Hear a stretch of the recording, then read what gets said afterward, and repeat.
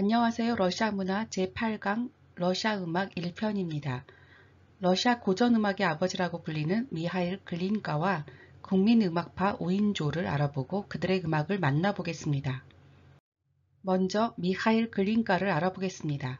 글린가는 1804년에 태어나 1857년 53세의 나이로 세상을 떠난 음악가입니다. 러시아 고전음악의 아버지라고 불릴 만큼 러시아 민족음악에 그가 끼친 영향은 막대합니다. 특히 러시아 특유의 음악 스타일을 창조한 강력한 무리, 즉 국민파 5인조에게 많은 영향을 끼쳤습니다. 스트라빈스키는 글린가를 일러서 러시아 음악의 줄기는 그로부터 비롯됐다라는 말을 했을 정도였습니다. 그는 오페라 이반 수산인, 루슬란과 루드밀라, 로젠백작 이렇게 세 편을 작곡하였지만 그의 음악은 러시아 역사와 민속을 소재로 하였다는 특징을 가집니다. 안타깝게도 생전에는 인정을 받지 못하는 비운의 작곡가였습니다. 사진은 1850년대의 미하일 글린가입니다. 그럼 간략하게 생애를 살펴보겠습니다. 미하일 글린가는 1804년 6월 1일 러시아의 스몰렌스크에서 출생했습니다. 귀족 집안에서 태어나 음악적인 환경의 혜택을 잊고 자랐으며 1817년에는 페테르부르크에 나가 존 필드에게 피아노를 배웠습니다. 1823년 19살의 나이에 작곡을 하기 시작했습니다. 그리고 1830년 이탈리아를 여행하며 가극을 연구하였고 러시아인은 러시아인의 가극을 가져야 한다는 점을 깨달았습니다. 미하일 글린가는 러시아로 귀국한 후 고골, 푸시킨 등과 함께 교류하면서 국민음악 운동에 참가하였죠. 그렇게 해서 작곡하게 된 이반 수사니는 1836년에 초연하였습니다. 그리고 1842년에 작곡한 루슬란과 루드밀라도 대중에게 선보이죠. 그러나 미하일 글린가의 황제에게 바친 목숨, 즉 이반 수사니는 대성공을 거두었던 반면 루슬란과 루드밀라는 당시 외국 가극, 특히 이탈리아 가극에 침투하고 있던 사람들에게는 관심을 끌지 못했습니다. 글린가는 자신의 노력을 알아주지 않는 대중과 음악계의 현실을 깨닫고 시류에 빠져서 다시 외국으로 길을 떠날 수밖에 없었죠. 글린가는 프랑스와 스페인 등지를 돌아다니며 그 나라의 민족 음악을 수집하였습니다. 그러면서 글린가의 악상도 차츰 새로워졌죠. 러시아로 귀국했다가 바르샤바에 정착하고부터는 까마린스카야와 마드리드 여름밤의 추억 등을 발표했습니다.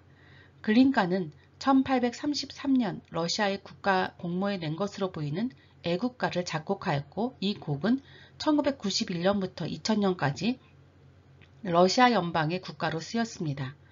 글린가는 1857년 2월 15일 베를린에서 병으로 객사하게 됩니다.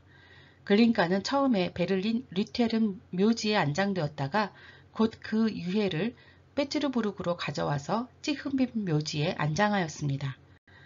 사진은 찌흐빈 묘지의 글린가 묘입니다. 그림은 그리보예도프 푸시킨 앞에서 피아노를 치고 있는 글린가입니다. 앉아서 머리에 손을 괴고 있는 사람이 그리보예도프이고 벽난로에 기대 서 있는 사람이 푸시킨입니다. 글린가는 작가이자 외교관이었던 알렉산드르 그리보예도프와 가깝게 지냈습니다.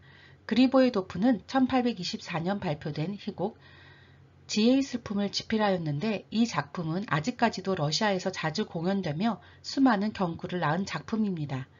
그리보예도프는 음악에도 식견이 있었고 글린가에게 그루지아, 현재의 조지아의 노래 멜로디를 알려주었습니다.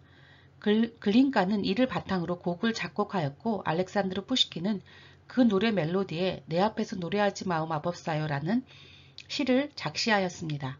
그림은 이반 크람스코이가 그린 그리보예도프의 초상입니다. 1875년 작품이죠. 그럼 글린가의 작품을 살펴보겠습니다.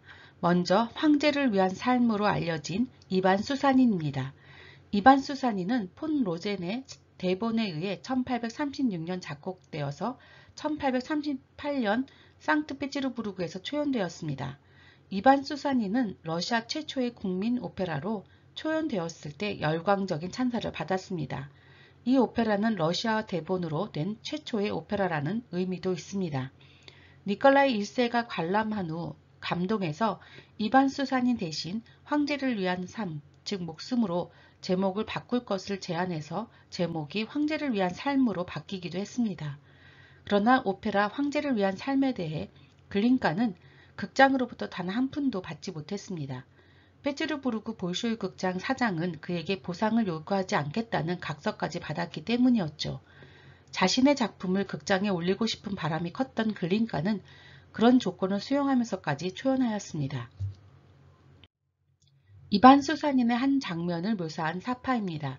러시아를 침공한 폴란드인들에게 죽임을 당하는 순간을 묘사한 것이죠. 이반 수사닌은 실존 인물로서 1613년 로마노프 왕조의 미하일 1세를 자르에 오르게 한 국민적 영웅입니다. 그는 폴란드가 대군을 이끌고 와서 러시아 황제의 왕관을 요구하며 침공했을 때 모스크바로 향하는 길을 알려달라는 폴란드 대군을 습속으로 유인해 불을 놓아 참패시키고 결국 죽임을 당했던 인물이죠. 이반 수사닌의 발췌곡은 오케스트라 연주회의 레퍼토리로 많이 이용되고 있으며 특히 이막에서 폴란드군 사령관이 주최하는 무도에 나오는 폴로네츠, 왈츠, 마즈루카가 유명합니다. 사진에 나오는 이반 수사닌의 기념상이 있는 코스트로마는 러시아인이 좋아하는 명소이기도 하죠. 루슬란과 루드밀라는 전 5막으로 구성된 오페라입니다. 알렉산드르 푸시킨의 시를 바탕으로 발레리안 표도르비치 시르코프가 대본을 썼습니다. 1842년 11월 27일 상트페테르부르크 볼쇼이 극장에서 초연하였습니다. 간략하게 내용을 보면 이렇습니다. 키예프 대공의 딸 루드밀라에게는 3명의 구원자가 있었는데 루슬란과의 결혼식 날 루드밀라는 체르노모르라는 난쟁이에게 납치를 당합니다. 키예프 대공은 결혼식을 무효로 선포하고 딸을 구해온 사람과 다시 결혼시킬 것이라고 약속하죠. 구원자의 한 사람이 된 루슬라는 마술사 핀의 도움을 얻어 같은 구원자인 파를라프와 그를 돕는 유효녀 나이나의 방해를 물리치고 무사히 루드밀라를 구출해서 결혼에 성공한다는 내용입니다. 그림은 1885년의 포스터입니다. 일리아 레핀이 그린 루슬란과 루드밀라를 구상 중인 글린카라는 작품입니다. 소파에 몸을 기댄 채 펜을 입에 대고 진지하게 악상을 구상 중인 글린카의 모습이 잘 표현되어 있습니다. 루슬란과 루드밀라는 러시아 국민 오페라의 창시자로 알려진 글린카가 이탈리아 오페라 양식을 탈피하여 러시아 오페라의 갈 길을 제시한 기념비적인 작품입니다. 현재 이 작품은 러시아 이외의 국가에서는 별로 상연되지 않지만 서곡만은 세계 각국에서 연주되고 있습니다. 루슬란과 루드밀라 서곡 중 한 곡은 니콜라이 1세의 딸 마리아 로마노바의 결혼식 피로연의 나이프와 포크 소리들을 패러디한 것이라고 합니다. 글린카는 결혼식에 참석했었는데 그 피로연에서 이 멜로디를 생각해냈다고 하죠. 1842년 프란츠 리스트가 페테르부르크를 방문했을 때 글린카의 루슬란과 루드밀라 오페라를 듣고 이 작품을 칭송했다고 전해지죠. 사진은 2010년 공연때의 루슬란과 루드밀라입니다. 미하일 글린카는 외국을 자주 방문했었는데요. 머물렀던 나라들의 언어를 익히려고 노력했다고 합니다. 이탈리아에서는 이탈리아 선생을 고용했고 스페인에서는 스페인 선생을 고용해서 언어를 배웠죠. 글린카는 쉽게 언어를 배웠고 얼마 지나면 거리의 대화들을 이해할 수 있었다고 하죠. 그림은 미하일 글린카의 묘가 페테르부르크로 옮겨지기 전 베를린 류테른 묘지의 처음 글린카 묘입니다. 이 사진은 글린카의 고향 스몰렌스크에 1887년 세워진 최초의 미하일 글린카의 동상입니다. 사진은 상트페테르부르크 극장 광장에 있는 글린카의 동상이죠. 이 사진은 2004년 미하일 글린카 탄생 200주년 기념 우표들입니다. 악보 글린카의 초상, 황제를 위한 삶, 즉 이반 수사닌 오페라 루슬란과 루드밀라를 묘사한 것입니다. 이 우표들은 러시아 음악과 러시아에서 미하일 글린카의 위상을 알 수 있게 해줍니다. 다음으로는 러시아 국민파 5인조로 알려진 강력한 무리 음악가들을 알아보겠습니다. 사진의 아래 왼쪽부터 무소르스키, 큐이, 위 왼쪽부터 발라키레프, 림스키 코르사코프, 보로딘입니다. 러시아 국민음악파 5인의 구성원들은 다음과 같습니다. 제자르 퀴는 장교였으며 밀리 발라키레프는 피아니스트였고 모데스트 무소르스키 역시 장교였으며 니콜라이 림스키-코르사코프는 해군 사관 후보생이었습니다. 알렉산드르 보로딘은 화학자였죠. 이들은 다른 직업에 종사하면서 창작 활동을 벌였던 것으로 유명합니다. 이들은 발라키레프 집에서 서로를 알게 되었고 그곳에서 자주 모였습니다. 문예 비평가 스타소프는 이들을 강력한 무리 마구차야 쿠츠카라는 이름을 붙였고 이 이름으로 세상에 널리 알려지게 되었습니다. 밀리 발라키레프를 먼저 살펴보겠습니다. 발라키레프는 1837년에 태어나 1910년에 사망하였습니다. 발라키레프는 피아니스트로서 교육을 받았으며 독일 선생으로부터 몇몇 시간의 음악 이론 수업을 받았다고 하죠. 그는 글린가와 매우 친했습니다. 자신의 재능을 인정해준 글린가가 죽은 이후 그의 후계자인 다르고 미주스키를 존경하면서 민족주의를 추구하는 젊은 작곡가들을 귀합했죠.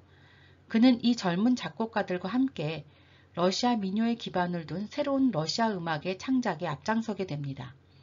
발라키레프는 안톤 르빈스타인이 황제의 원조를 얻어 설립한 상트페테르부르크 아카데미즘에 대항하기 위해서 1862년 로마킨과 함께 상트페테르부르크에 수업료가 없는 자유음악학교를 설립하기도 했습니다. 발라키레프는 두 편의 교향곡을 비롯해서 교향시 러시아, 따마라, 이슬라메이, 다수의 피아노곡을 남겼습니다. 세자르 퀴는 국민파 5인조 중 가장 잊혀진 인물입니다. 퀴는 10살 때부터 피아노 교육을 받았으며 특히 쇼팽에 심취했다고 하죠. 폴란드 국민음악의 선구자로 꼽히는 모뉴슈코에게서 음악을 배우기도 했습니다. 그러나 퀴는 1851년에 상트페테르부르크 기술학교에서 교육을 받은 후 1855년 육군 공병학교에 입학하게 됩니다. 졸업 후 공병학교 강사로 활동하다가 1878년 교수로 임용된 인물이죠. 퀴는 요새 축성 전문가로 정평이 나 있었습니다. 그럼에도 불구하고 퀴는 오페라와 소수의 관현악곡 그리고 살롱풍의 피아노 소품들을 작곡했습니다. 그의 동료들의 작품에 비해 러시아적 색채가 덜 두드러진다는 평가를 받기도 합니다. 다음으로는 알렉산드르 보로딘을 살펴보겠습니다. 보로딘은 1850년에 상트페테르부르크 의과대학 약학과에 입학하여 1856년에 졸업한 후 2년 동안 군의관으로 종사했습니다. 1862년에 모교의 교수로 임용된 후 사망할 때까지 그 자리에 있으면서 유기화학 연구자로서 업적을 남겼죠. 보로딘은 1862년에 발라키레프를 알게 되면서 이 그룹에 합류하게 됩니다. 보로딘은 학문과 연구활동을 하면서 틈틈이 창작활동을 벌였기에 동료들은 그를 일요 작곡가라고 불렀습니다. 보로딘은 폴로베치인의 춤이 들어있는 오페라 이고르공을 작곡하였는데 미완성으로 끝났고 고향교 1번과 2번 그리고 미완성의 3번을 남겼습니다. 또한 현악 사중주 1번과 2번 등 그의 대표작을 남겼죠. 미완성의 오페라 이고르공은 보로딘이 사망한 뒤 림스키-코르사코프와 글라즈노프가 공동으로 그의 원곡을 바탕으로 곡을 완성시켰고 지금까지도 러시아인이 사랑하는 오페라들 중 하나가 되었습니다. 모데스트 무소르스키는 5인조 중에서 유일하게 러시아 밖을 나간 적이 없는 인물이었습니다. 가장 독창성이 뛰어난 작곡가로 평가받죠. 무소르스키는 귀족 집안 출신이며 어려서부터 어머니와 독일인 안톤 헤르케에게서 피아노 교육을 받았습니다. 러시아 귀족 집안의 관례대로 무소르스키는 육군 사관학교 예비학교 및 근위사관에 입학하게 되죠. 졸업 후에는 장교가 됩니다. 그러면서 무소르스키는 당시 육군병원에 재직하던 보로딘을 알게 되었으며 글린가의 제자 다르고 미주스키와도 친하게 지내죠. 그리고 국민 5인파에 합류하게 됩니다. 대표작으로는 민둥산의 하룻밤, 보리스 고드노프, 미완송곡인 호반시나와 스로친스카야 시장 등이 있습니다. 니콜라이 림스키-코르사코프는 5인조 중 최연소자였지만 전문 음악가로 대성한 인물입니다. 그의 저서 화성학 실습과 관현악법 원리는 이 분야의 고전적 교과서로 꼽히고 있습니다.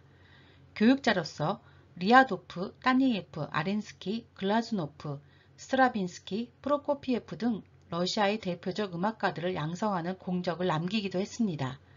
림스키-코르사코프는 1885년에 발라키레프의 후임으로 자유음악학교의 교장에 임명되었습니다.